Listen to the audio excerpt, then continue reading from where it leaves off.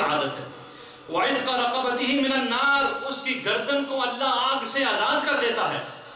وَقَانَ لَهُ مِثْلُ أَجْرِهِ مِنْ غَيْرِ أَنْ يَنْقَصُ مِنْ أَجْرِهِ شَيْءٌ، اور جتنا روزے دار روزہ رکھتا ہے نا، بھوکا وہ رہتا ہے، پیاسا وہ رہتا ہے، تکلیف وہ اٹھاتا ہے، اس نے کیا کیا ہے؟ اس نے افطار کروایا ہے، لیکن جتنا ثواب اللہ اسی عطا فرماتا ہے اتنا ہی افطار کروانے والے کو ثواب عطا فرماتا ہے۔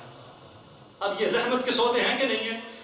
اگر انسان کو ذہن پہ سوچنا شروع کر دے، بھوکا وہ رہا، پیاسا وہ رہا، صرف یہ افطار کروا رہا ہے ثواب، تو یہ اس لیے ہے کہ یہ رمضان کا مہینہ ہے، اور یہ اس لیے ہے کہ رب کی رحمت ہے، اور اس لیے ہے کہ ہم آقا کریم رؤوف الرحیم صلی اللہ علیہ وسلم کی امت میں سے ہیں۔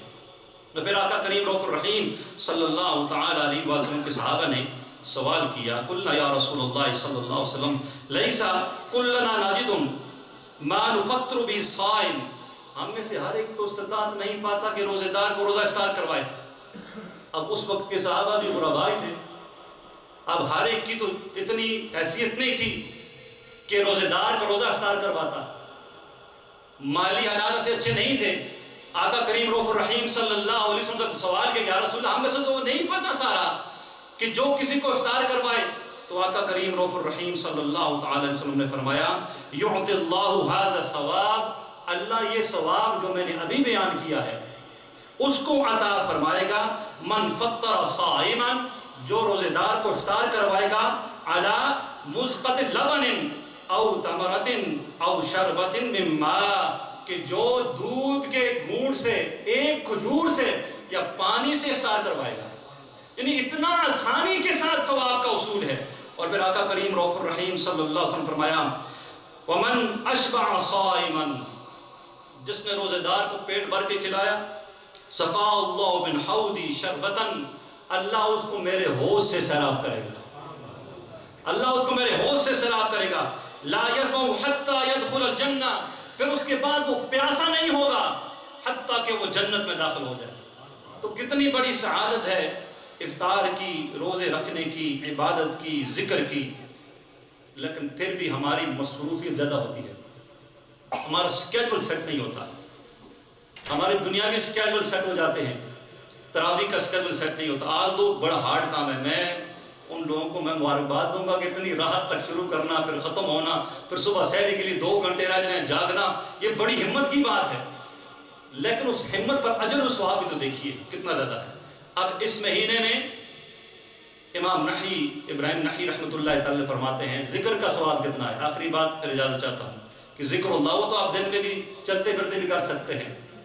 الدر المنصور میں جلال الدین سیوطی رحمۃ اللہ تعالی یہ نقل فرماتے ہیں کہ آپ فرماتے ہیں کہ ابراہیم نحی رحمۃ اللہ تعالی علیہ، آپ امام اعظم کے استاذہ میں سے ہیں، یاد رکھیے، آپ کا فرمان ہے کہ جو اس مہینے میں 1 رکعت ادا کرتا ہے اس کو 1000 رکعت ادا کرنے کا ثواب عطا کیا جاتا ہے۔ جو 1 مرتبہ سبحان اللہ کہتا ہے، کیا کہتا ہے؟ زور سے کہہ دیں، اور زور سے کہہ دیں، تو ایسے ہے جس نے 1000 مرتبہ سبحان اللہ کہا۔ اب یہ کتنی بڑی سعادت ہے۔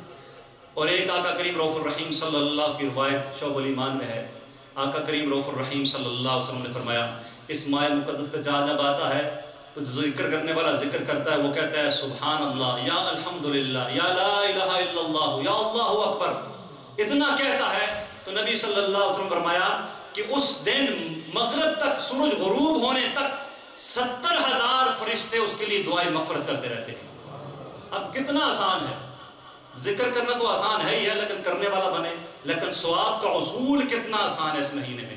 حضرت مفتی احمد یار خان نعیمی رحمۃ اللہ تعالی علیہ آپ فرماتے ہیں رمضان میں جو 5 حرف ہیں اور ان 5 حروف کا فیضان وہ لے گا جو اس میں خاص عبادات 5 ہوتی ہیں وہ کرتا ہے۔ راہ ہے رحمت الہی ہے، میم محبت الہی ہے، ضاد ضمان الہی ضمانت الہی ہے، اور الف الفت الہی ہے، اور نون نور الہی ہے۔ آپ فرماتے ہیں یہ 5 حروف کا فیضان ہے، لیکن اس میں وہ عبادتیں جو خاص ہوتی جو کسی مہینے میں نہیں ہوتی۔ روزہ رکھا جاتا ہے، اب روزے کے ظاہری اور باطنی آداب کے ساتھ روزہ رکھنا، اب اس کے ساتھ ساتھ آپ نے دیکھا ہوگا کہ اس میں تراویح ادا کی جاتی ہے جو اور مہینے میں نہیں ہوتی۔ اب اس کا فیضان لینے کے لیے تراویح اور روزے کی ظاہری اور باطنی آداب اور اس کے ساتھ تیسری چیز آپ ایڈ کر لیں، وہ کیا ہوتی ہے؟ وہ یہ ہوتی ہے کہ اس مہینے میں کثرت کے ساتھ تلاوت قرآن ہوتی ہے. اور میں سمجھتا ہوں جو اس مہینے میں بھی قرآن نہیں کھولتا نا اور قرآن کی تلاوت نہیں کر سکتا تو وہ سارا سال کیسے تلاوت کرے گا؟ تو اس مہینے میں نہیں کر سکتا. جس مہینے میں قرآن نازل ہوا تو یہ ایکسٹرا ایفرٹ، ایک کوشش ہوتی ہے جو مسلمان کرتا ہے اس مہینے میں. فرمایا چوتھا عمل یہ ہوتا ہے اس مہینے میں خاص، وہ یہ ہوتا ہے اس میں اعتکاف کیا جاتا ہے. اور پانچواں عمل یہ ہوتا ہے کہ لیلۃ القدر کی رات کے اندر عبادت کی جاتی ہے. فرماتے ہیں کہ یہ پانچوں نور جو رمضان کے الفاظ کے اندر ہیں، اگر کوئی چاہتا ہے ان کے حصول کو، وہ چاہتا ہے رحمت الہی بھی ملے، ضمانت بھی ملے، رب کا نور بھی ملے، زندگی میں نور، آخرت میں نور، تو وہ ان 5 عبادتوں کو جو اس کے صحیح طریقے ہیں ان پر ادا کرے، اللہ رب العزت کو سارے نور عطا فرمائے گا. تو کوشش فرمائیں، ہمت کریں.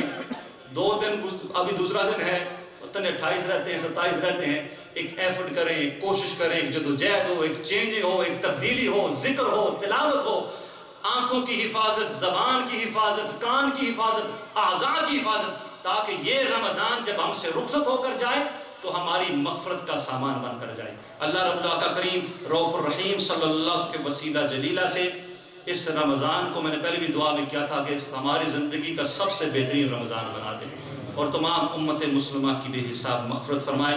وما علینا الا البلاغ المبین. جن ساتھیوں نے سنت ادا فرمائی وہ سنت ادا فرمائے.